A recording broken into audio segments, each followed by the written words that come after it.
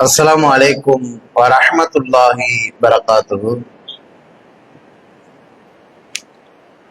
إن الحمد لله نحمده ونستعينه من سيئات أعمالنا من يهدي الله فلا مضل له ومن يضلل وأشهد أن محمدا عبده ورسوله. கனி மிகுந்த அல்லாஹ்வுடைய நல்லடியார்களே,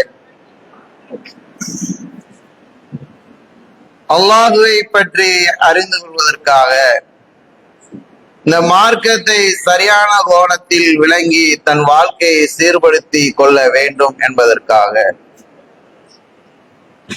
சின்ன பிஞ்சு குழந்தைகள் உள்ளங்களிலே ஏக இறைவனை பற்றிய சிந்தனையும் இறை தூதர் பற்றிய வழிமுறைகளையும் ஆரம்பம் முதல் இறுதி வரைக்கும் அழகிய முறையிலே போதிக்கும் மார்க்கம் இஸ்லாம். இன்று எனக்கு கொடுக்கப்பட்டுள்ள தலைப்பானது சிறந்த ஆசிரியர்கள் பெற்றோர்களே என்ற தலைப்பு எனக்கு கொடுக்கப்பட்டுள்ளது. உலகத்தில் வாழக்கூடிய ஒட்டுமொத்த மனிதர்களுக்கும் முதல் ஆசிரியராக இருப்பவர்கள் தாய் தந்தையர்தான் என்பதை நாம் முதலிலே விளங்கிக் கொள்ள வேண்டும். இந்த மார்க்கத்தை சரியான கோணத்தில் விளங்க வேண்டும். அல்லாஹ் திருமறை குர்ஆன் வாயிலாக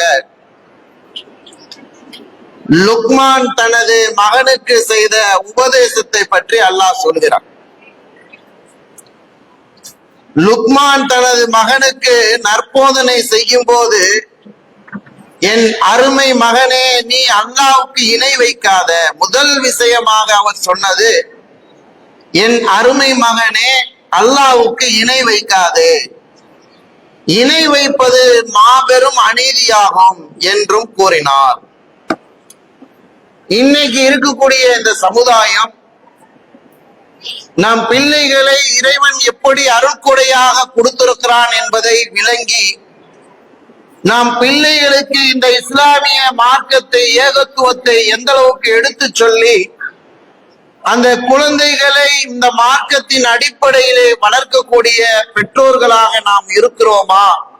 முதல் ஆசானாக, ஆசிரியராக நாம் இருக்கிறோமா என்பதை சற்று சிந்தித்து பார்க்க வேண்டும். ஒரு விலங்கு எப்படி முழு உடல் வாகத்தோடு குட்டியை ஈண்டெடுக்கிறதோ, அதுபோல ஒவ்வொரு மனிதர்களும் இயற்கை மார்க்கமாக இருக்கக்கூடிய இஸ்லாத்தில் தான் அவர்கள் பிறக்கிறார்கள்.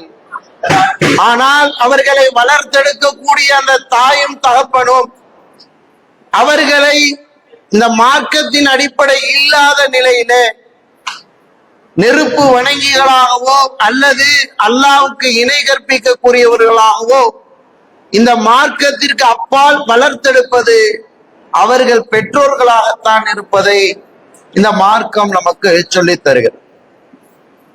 நாம் ஒரு விஷயத்தை சற்று சிந்தித்து பார்க்க வேண்டும்.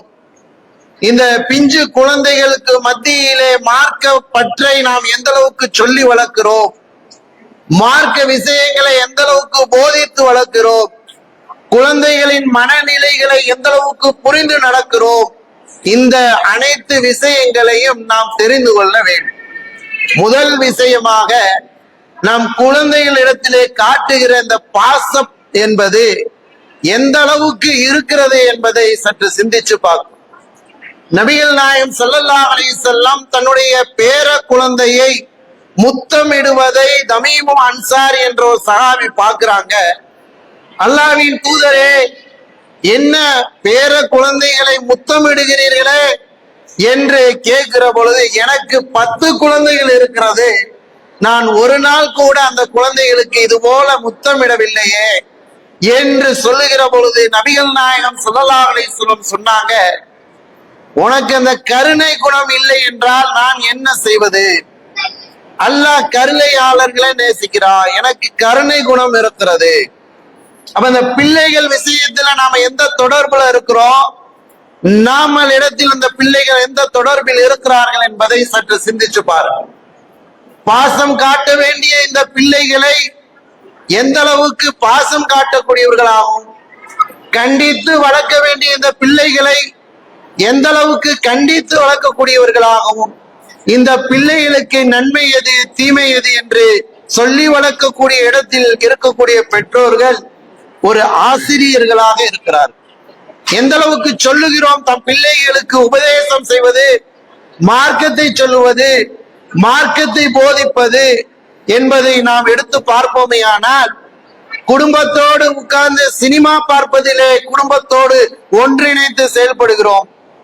பிள்ளை உட்கார்ந்து இருக்க கணவன் மனைவி இன்னும் வரைக்கும் இந்த சினிமாக்களிலே உட்கார்ந்து இருக்கக்கூடிய காட்சிகளை பார்க்கிறோம். ஆனா என்னைக்காச்சும் நம்ம குடும்பத்தோட உட்கார்ந்து மார்க்கத்தை பற்றிய பேச்சுவார்த்தைகள் நாம் பேசி இருக்கிறோமா? மார்க்கத்தை பற்றிய சிந்தனைகள் அந்த சபைகளிலே உருவாக்கி இருக்கிறோமா? எத்தனையோ சஹாபாக்களுடைய வரலாறுகள், நபிகள் நாயகம் ஸல்லல்லாஹு அலைஹி வஸல்லம் வாழ்க்கையுடைய வரலாறு, நம்ம எத்தனையோ பாடங்களை அறிந்திருக்கிறோமே, பிள்ளைகளுக்கு சொல்லி கொடுத்திருக்கிறோமா? ஆனால் நபிகள் நாயகம் ஸல்லல்லாஹு அலைஹி வஸல்லம் ஒரு சிறுவர் தன்னுடைய சாப்பாட்டிலே ஆங்கும் இங்குமாக கைகளை உலாவிடுகிற பொழுது அல்லாஹ்வுடைய தூதர் அந்த சிறுவருக்கு பாடம் புகட்டுகிறார். சிறுவனே, உன் கரங்களை சுத்தப்படுத்தி விட்டு உன் அருகாமையிலிருந்து சாப்பிடு. அவன் எப்படி அந்த சிறுவனுக்கு சொல்லிக் கொடுக்கக்கூடிய விஷயம் என்ன? அவன் தெரியாமல் இருக்கிறான், அவன் அறியாமல் இருக்கிறான்.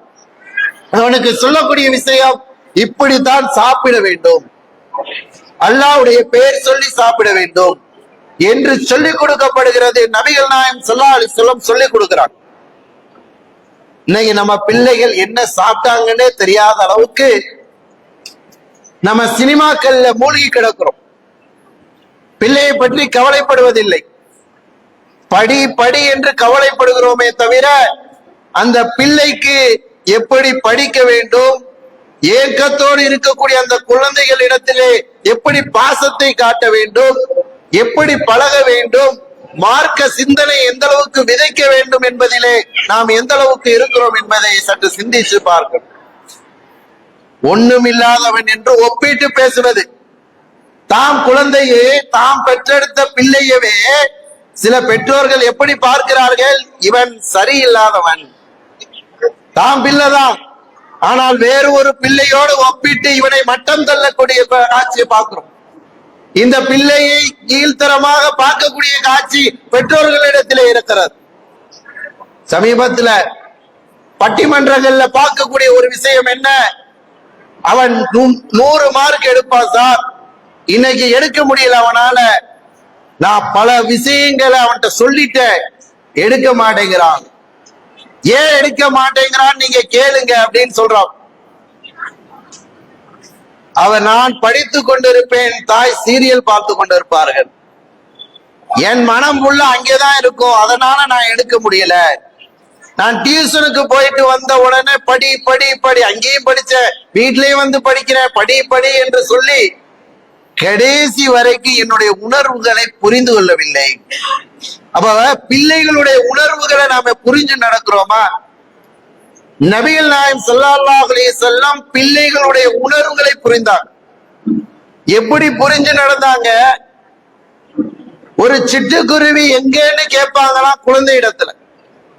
அப்ப குழந்தை இடத்திலே சிட்டுக்குருவி என்ன யாச்சு என்னாச்சுன்னு கேட்பாங்கன்னா, எப்படிப்பட்ட தூதர் நபிகள் நாயகம் ஸல்லல்லாஹு அலைஹி வஸல்லம் அந்த பிள்ளை இடத்திலே கேட்கக்கூடிய காட்சியை பாருங்க.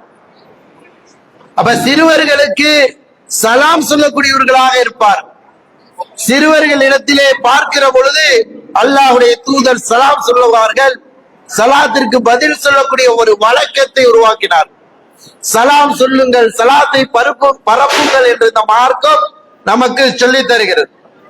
ஆனா இன்னைக்கு நம்ம பிள்ளைகள் இடத்திலே இந்த பழக்கம் இருக்கிறதா என்று பார்ப்போமே. ஆனால் யாராவது தாடி வைத்து விட்டு ஜிப்பா அணிந்து ஒரு உஸ்தாத் போல ஒரு தாய் போல தோற்றமளிக்கிற பொழுது அவர்களுக்கு தான் சலாம் சொல்லணும் என்ற எண்ணம் நம் குழந்தைகள் இடத்துல இருப்பதை பார்க்கிறோம்.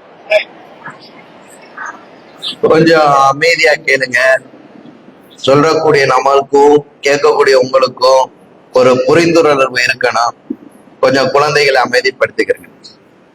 அப்ப சொல்லக்கூடிய விஷயம் என்ன? நாம் குழந்தைகளுக்கு சலாம் சொல்லணும், சலாத்துடைய மகத்துவத்தை எடுத்து சொல்லணும். இன்னைக்கு எத்தனையோ பெற்றோர்கள் பிள்ளைகளுக்கு சலாம் சொல்லுவது, இவனுக்கு போய் என்ன சொல்ற சின்ன பையன் அப்படின்னு போறான். ஆனா நபிகள் நாயகம் ஸல்லல்லாஹு அலைஹி வஸல்லம் சின்ன குழந்தையாக இருக்கிற பொழுது அந்த குழந்தைகளுக்கு சலாம் சொல்லக்கூடியவர்களாக இருப்பாங்க. அப்ப எப்படிப்பட்ட சமுதாயத்தை உருவாக்கி இருக்கிறார்கள்? அந்த சமுதாயத்தின் மேல பார்வை எப்படிப்பட்டதாக இருந்தது? உணர்வு ரீதியாக புரிந்து கொள்ளக்கூடியவர்களாக இருந்தார். நபிகள் நாயகம் ஸல்லல்லாஹு அலைஹி வஸல்லம் அவர்களிடத்திலே சில இளைஞர்கள் வந்து தங்கி இருக்கிறாங்க. எதுக்கு தெரியுமா? இந்த மார்க்கத்தை கற்றுக்கொள்வதற்காக. 20க்கும் மேற்பட்ட இளைஞர்கள் தங்கி இருக்கிற பொழுது அவர்களை அல்லாஹ்வுடைய தூதர் 20 நாளுக்கு பிறகு பார்க்கிறாங்க. அவங்க முகங்களில் எல்லாம் வீட்டுடைய ஞாபகங்களை அறிகிறார். உங்கள் குடும்பத்தின் நீங்கள் செல்ல விரும்புகிறீர்களான்னு கேட்கிறாங்க. ஆமை யார சொல்லலாம், நாங்க எங்க குடும்பத்துக்கு போக விரும்புறோம். அப்ப உங்க குடும்பத்திற்கு செல்லுங்கள். ஒருவர் வாங்கு சொல்லட்டும், மற்றவர் தொழுகை நடத்தட்டும் என்று தொழுகை குறித்து அல்லாஹ்வுடைய தூதர் சொல்லி அனுப்புறாங்க. அப்ப நீங்க சிந்திச்சு பாருங்க, உணர்வுக்கு எந்த அளவுக்கு மதிப்பளிக்கக்கூடியவர்களாக இருந்திருக்காங்க.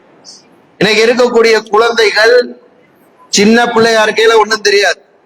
கொஞ்சம் வயசு வருகிற பொழுது அதை நீங்கள் கண்காணிக்க தவறிவிட்டால், அந்த குழந்தைகளை மார்க்க போதனை கொடுக்காமல் விட்டுவீர்களே ஆனால் அந்த குழந்தைகள் வழித்து வருவதற்கு எளிதான வழிகள் இருக்கிறது, ஏராளமான வழிகள் இந்த வழித்து வருவதற்காகவே இருக்கிறது.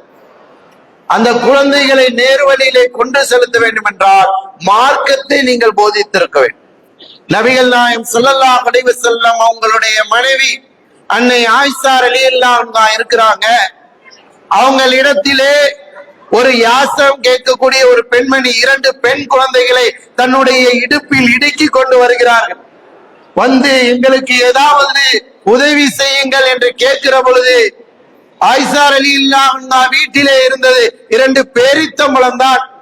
அதை எடுத்து கொடுக்கிறார்கள். ஒன்றை சாப்பிட இந்த 2 குழந்தைகளுக்கும் பிச்சு கொடுத்து விட்டு மற்றொன்றை தான் சாப்பிட எண்ணுகிறார்கள். அந்த குழந்தை அதையும் கேட்கு. அப்ப நபிகள் நாயகம் ஸல்லல்லாஹு அலைஹி வஸல்லம் அந்த மனைவி ஆயிஷா ரலியல்லாஹு அன்ஹா அதையும் பார்க்கிறாங்க. அந்த 2ஐயும் மறுபடியும் அதை பிய்த்து அந்த குழந்தைகளுக்கு கொடுத்து விட்டு தான் சாப்பிடாமல் சென்று விட்டார். அதாங்க பிள்ளை பாசம். இதான் பிள்ளை மீது காட்டக்கூடிய பாசம்.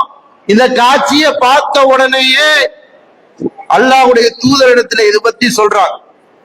அப்ப இன்னைக்கு பெண் குழந்தைகள் குறித்து மார்க்கம் நமக்கு எவ்வளவு அழகா சொல்லி தருது தெரியுமா? பெண் குழந்தைகள் ஒரு சுப செய்திங்குது.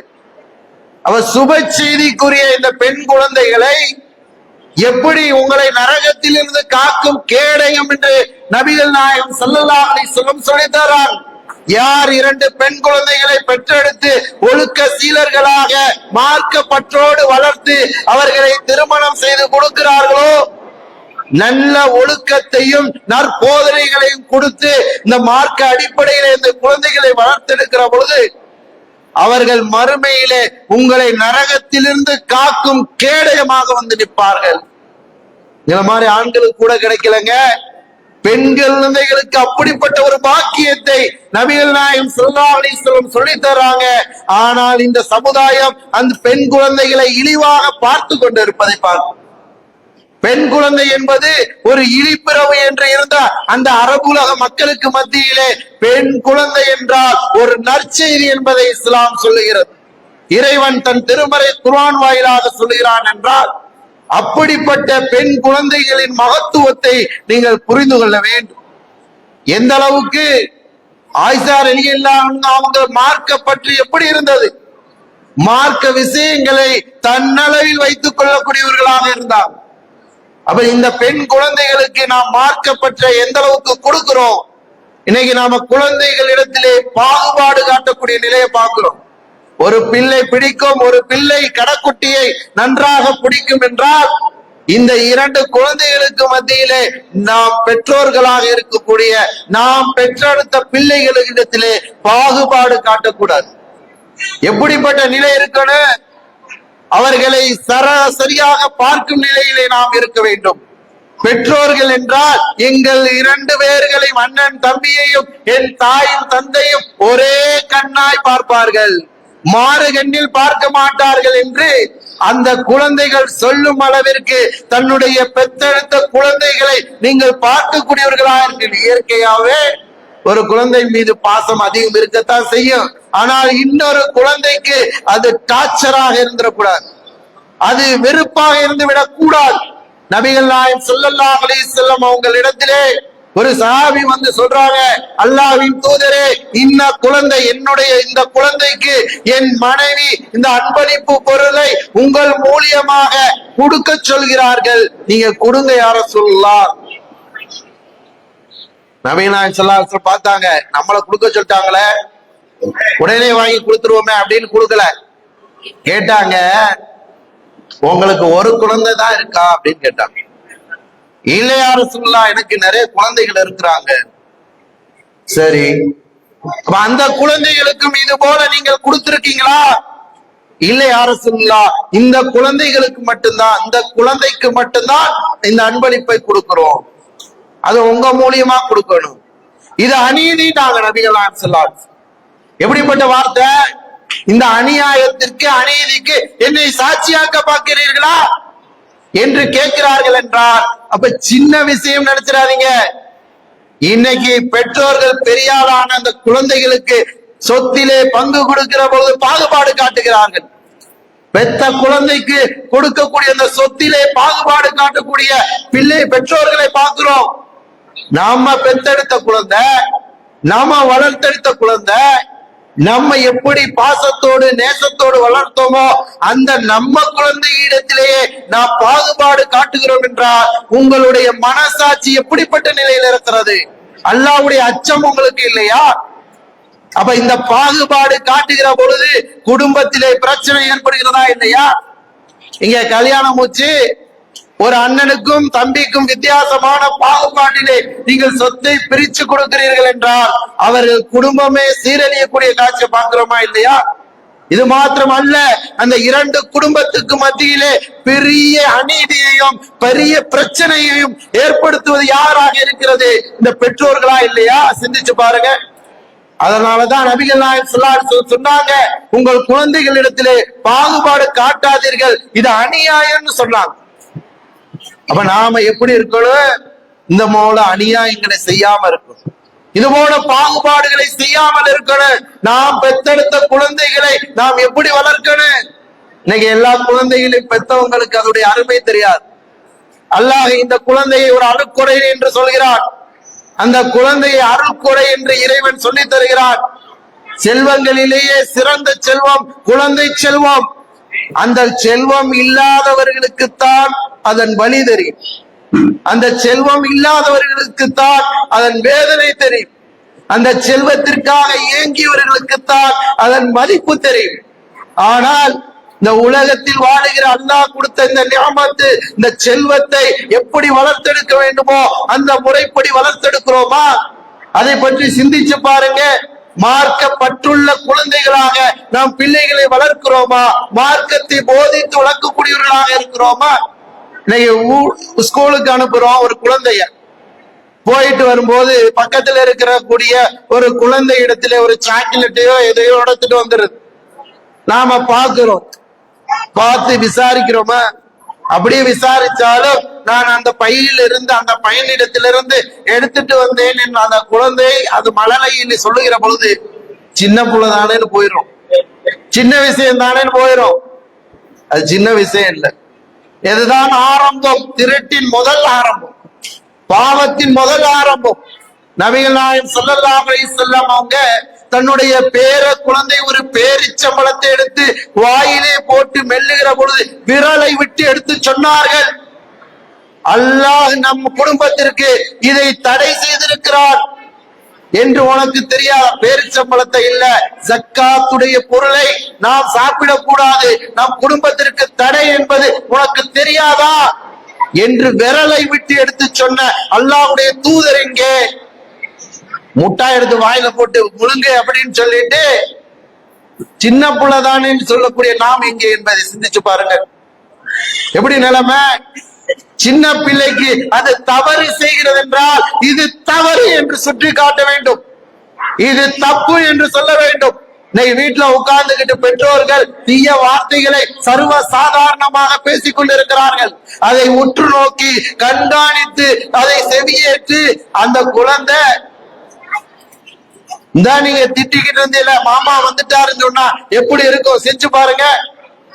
அந்த அசிங்கமான வார்த்தையை அந்த குழந்தைக்கு அர்த்தமும் தெரியாது, ஆனால் சர்வ சாதாரணமாக இந்த சபைகளிலே எந்திரிச்சு சொல்லுதுன்னு வைங்க. கெட்ட வார்த்தை, கேட்பதுக்கு கூச்சமான வார்த்தை, அத சர்வ சாதாரணமா வீட்டுக்குள்ள உட்கார்ந்து நீங்க தான் பேசிட்டு இருக்கீங்க, அந்த குழந்தை கண்காணிச்சு கொண்டு இருக்குது. ஒரு சபையில அதை ஓபன் பண்ணுதுன்னு வைங்க. அந்த வார்த்தையை பேசுகிற பொழுது அந்த புள்ளைய பார்ப்பார்களா உங்களை பார்ப்பார்களா? என்ன புள்ள வளர்த்திருக்கான், சீத்த பேச்சு இப்படி பேசுது, இந்த வயசுல இப்படி பேசுதுன்னா இதனுடைய ஆசான் யாரா இருக்க முடியும்? நம்ம தாய் தந்தை தானே இருக்கோம், சொல்லுவாங்களா இல்லையா? அப்ப சிரிச்சு பாருங்க, எந்த இடத்திலே எதை பேசுகிறோம், யார் முன்னிலையில பேசுறோம். இன்னைக்கு எத்தனையோ பெற்றோர்கள் டேய் மகனே வாங்கிட்டு வா, பீடி வாங்கிட்டு வா, சிகரெட் வாங்கிட்டு வான்னு சொல்லக்கூடிய எத்தனை பெற்றோர்கள். அவன் பாப்பா வாங்கிட்டு வந்து தருவான், எங்க வாப்பாவே குடிக்கிறாரு, நான் குடிச்சா என்ன, குடிச்சு பாப்பானா இல்லையா? அப்ப எந்த பிள்ளை இடத்திலே எதை சொல்ல வேண்டுமோ, எந்த தீய காரியம் என்று தெரிஞ்சு அந்த நாசமா போன காரியத்தை நீ செய்கிற பொழுது உன் குழந்தைக்கும் அதை நீ பாடமாக சொல்லிக் கொடுக்கிறிய, சிந்திச்சு பாரு. இன்னைக்கு ரோல் மாடல் சொல்றோமே, அல்லாஹ்வுடைய தூதர் தான் ரோல் மாடல். எப்படிப்பட்ட தூதர் தெரியுமா? பாகுபாடு இல்லை. அதே நேரத்திலே அவர்களுடைய பண்பு எப்படிப்பட்டது? நபிகள் நாயகம் ஸல்லல்லாஹு அலைஹி வஸல்லத்துக்கு பால் கொடுக்கப்படுகிறது. சபையில் அமர்ந்திருக்கிற பொழுது வலதுபுறத்திலே ஒரு சிறுவர், இடதுபுறத்திலே அபூபக்கர் ரலியல்லாஹு அன்ஹு, இன்னும் சில சஹாபாக்கள் அமர்ந்திருக்கிறார்கள். பாலை குடிச்ச பிறகு உமர் ரலியல்லாஹு அன்ஹு அபூபக்கருக்கு கொடுத்திருக்க பாலை. அல்லாஹ்வுடைய தூதர் பார்த்தாங்க, சின்ன பையன் தானே கழிச்சு விட்டுருவோம், இந்தாப்பா பால் கொடுத்தாங்களா? இல்ல, சிறுவன் அனுமதி கேட்கிறாங்க. சிறுவனே வலதுபுறம் தான் கொடுக்கணும், நீங்க தான் வலதுபுறத்தில் உரிமையாளரா இருக்கிறீங்க, இதை நான் அபூபக்கருக்கு கொடுக்கவா அப்படின்னு கேட்கிறான். அல்லாஹ்வுடைய தூதர் ஸல்லல்லாஹு அலைஹி வஸல்லம் கேட்கிற பொழுது இல்ல எனக்கு உரிமை இருக்கு அப்படின்னு சொல்றாங்க. சிரிச்சு பாருங்க, அல்லாஹ்வுடைய தூதர் அதை நிறைவேற்றினார்கள். நாம ஒரு விஷயத்தை விளங்கிக்கிறது, ஒரு விஷயத்தை தெரிந்து கொள்ள வேண்டும். இருக்கக்கூடிய விஞ்ஞானிகளில் ஒருவர் பல மின்சாரங்களை கண்டுபிடித்தவர். அவருடைய மழலை பருவத்திலே சின்ன பிஞ்சு குழந்தையாக இருக்கிற பொழுது அவருடைய ஆசிரியர் ஒரு பேப்பரை எழுதி வீட்டிலே கொடுத்து விட்டார். வாங்கி பார்த்தாங்க தாய், அதை மடித்து வைத்து விட்டு பிள்ளையிடத்திலே சொன்ன வார்த்தை என்ன தெரியுமா? மகனே, உனக்கு கற்றுக் கொடுக்கும் அளவிற்கு கல்வியான ஆள் இல்லையா, உனக்கு டியூஷன்ல நான் கற்றுக் கொடுக்கிறேன் என்று சொன்னார்கள். கடைசியில தாய் இறந்த பொழுது அந்த பேப்பரை எடுத்து பார்க்கிற பொழுது அந்த பேப்பரில் எழுதிய வாசகம் என்ன தெரியுமா? அந்த பேப்பரில் எழுதியிருந்த வாசகம், இவன் எதுக்கு லாய்க்கு இல்லாதவன், இந்த ஸ்கூல்ல விட்டு நீங்க கூட்டிட்டு போயிருங்கன்னு சொன்னா. அன்னைக்கு விஞ்ஞானி, அந்த விஞ்ஞானி கண்டுபிடித்ததில் தான் இந்த லைட்டு, இது போன்ற மின்சாரம் சார்ந்த விஷயங்கள் இயங்கி கொண்டிருக்கிறது. எந்த ஒரு ஆசிரியர் இவன் தகுதி இல்லை என்று விலக்கி வைத்தானோ அதை விட சிறந்த ஆசிரியராக தாய் இருந்து ஊக்கப்படுத்தி அவனை இந்த நிலைமைக்கு கொண்டு வந்திருக்கிறார்கள் என்றால் அந்த ஊக்கப்படுத்தும் தன்மை உங்களிடத்தில் இருக்கிறது. உங்கள் பிள்ளைகளை நேர்வழியில் செலுத்துவதற்குரிய அனைத்து விஷயங்களையும் நீங்கள் கண்காணிக்கக்கூடியவர்களாக இருக்க வேண்டும். நீங்கள் எல்லாம் பொறுப்புதாரிகளாக இருக்கிறீர்கள். ஏராளமான விஷயங்கள் இருக்கிறது, மார்க்கம் சொல்லுகிறது. பெற்றோர்களே, சிந்தித்துக் கொள்ளுங்கள். மழலைகளுக்கு நல்ல விஷயங்களை ஆரம்பத்திலிருந்து கற்றுக் கொடுங்கள். நல்ல நட்புகளோடு இருக்கிறார்களா என்று பாருங்கள். இன்னைக்கு எப்படி நிலைமை போய்கிட்டு இருக்குன்னா, நாம பள்ளிக்கூடத்துக்கு கொடுக்கிற அக்கறை இந்த பள்ளிக்கு, அதாவது மதரசா மாணவர்களுக்கு கொடுப்பதில்லை. காலையில மதரசா மாணவன் வருகிற பொழுது கொடுவாய் வடியும் நிலையில வரக்கூடிய நிலையை பார்க்கிறோம். பாதி ட்ரெஸ் உடுத்தாமே தொப்பி போட்டு போடாமே அப்படி எந்திரிச்சு போடான்னு சொல்லி படுத்துக்கிட்டு போ பள்ளிக்கின்றது. அதே பள்ளிக்கூடத்துக்கு போயில பாருங்களேன், அறக்க பிறக்க சமைச்சு, அது தப்புன்னு சொல்லல, இறுதியா ஒரு சில விஷயங்களை சொல்லி முடிச்சுக்கிறேன். அது எப்படி அதுக்கு உரிய அனைத்து விஷயங்களையும் செஞ்சு அவனை கொண்டு போய் ஏத்தி விடுறோம். அது உலக மார்க்கத்தை உலக கல்வியை கற்றுக்கொள்வதற்காக காட்டுகின்ற ஆர்வம். நாளைக்கு சொர்க்கத்துக்கு போக வேண்டுமே, அதற்காக இந்த மார்க்க கல்வி வேண்டுமே என்று நாம் எந்த அளவுக்கு காட்டக்கூடிய பெற்றோர்களாக இருக்கிறோம். அப்ப பிள்ளைகளுக்கு இது போன்ற விஷயங்களை நாம் சொல்லிக் கொடுக்கக்கூடியவர்களாக, இந்த மார்க்கத்தை அறித்து தெரியப்படுத்துவதிலே கவனம் செலுத்தக்கூடியவர்களாக நாம் இருக்க வேண்டும். அல்லாஹ் ரப்புல் ஆலமீன் சொல்கிற போது நபிகள் நாயகம் சொன்னார், யார் ஒருவர் கல்வியை தேடி ஒரு வழியிலே செல்கிறாரோ அவருக்கு சொர்க்கத்தின் வழி எளிதாகும். நீங்க மார்க்கத்தை கொடுத்தீங்கன்னா எந்த கட்டத்துல போய் நின்றாலும் அவன் வழி தவற மாட்டான். ஆனா மார்க்கம் இல்லாதவர்களா இருந்தீங்கன்னா அவன் எந்த உத்தியோகத்தில் இருந்தாலும் வழி தவறி போயிடும். நீங்க படித்தவர்களை பாருங்கள், குடிக்கக்கூடியவர்களாக இருக்கிறார்கள். ஆனால் அவர்களுக்கு நன்றாக தெரியும் இந்த குடி நம்மளை கெடுக்கும். ஆனா குடிக்கிறான். ஆனா மார்க்கம் இருந்தால் அல்லாஹ் என்னை தடுத்திருக்கிறான், குடிக்க மாட்டான். அப்ப மார்க்கத்தோடு சேர்ந்து நீங்க கல்வியை கொடுக்கணும். அதே நேரத்துல கல்விக்கு முக்கியத்துவம் கொடுக்க வேண்டும். நம்ம ஒரு விஷயத்தை சிந்தித்து பார்க்க வேண்டும். நம்மளிடத்திலே ஒரு கல்வியுடைய மேல் கல்விக்குரிய அதிகாரம் தெரிய வேண்டும் என்றால் நாம் தேடுவது மாமாட்ட கேளு, சித்தப்பாட்ட கேளுலாம் இல்லை. இப்ப பிரமத சகோதரர்கள் எடுத்து பாருங்க. அந்த குழந்தை தாயிடத்திலே வந்து நான் இன்ன படிப்பு படிக்க வேண்டும், எங்கே படிக்க வேண்டும் என்று கேட்டால், நீ உன் சித்தப்பாவிடத்தில் கேளு, பெரியப்பா இடத்தில் கேளு, இல்லை சச்சா இடத்தில் கேளு என்று சொல்வார்கள். அதே நம்ம புள்ள வந்து இந்த கல்வி கற்க வேண்டும் என்று கேட்டால் நம்ம ஊர்ல யாராச்சும் படிச்சிருக்கானான்னு தேடுறோம். அப்படிதான் நம்மளுடைய கல்வியுடைய நிலைமை இருக்கு. அந்த நிலைமையில தான் இருக்கிறோம். அப்ப நாம கல்விதான் ஒரு மனிதனை முன்னேற்றத்திற்கு கொண்டு வரும். மார்க்கத்தை நாம் போதித்து நாம் குழந்தைகளை நல்வழியில் வளர்க்க வேண்டும், மறுமையில் வெற்றி பெற வேண்டும். இந்த மார்க்க கல்வியை ஒவ்வொரு குழந்தைகளுக்கும் போதிப்போம். மறுமை சிந்தனையோடு கண்காணித்து நாம் பொறுப்புதாரி என்பதை உணர்ந்து நடப்போம். மறுமையில் வெற்றி பெறுவோம் என கூறி எனது உரையை முடிக்கிறேன். வாஹித் அல்ஹம்துலில்லாஹி ரப்பில் ஆலமீன். அஸ்ஸலாமு அலைக்கும் வரஹ்மத்துல்லாஹி வபரகாத்துஹு.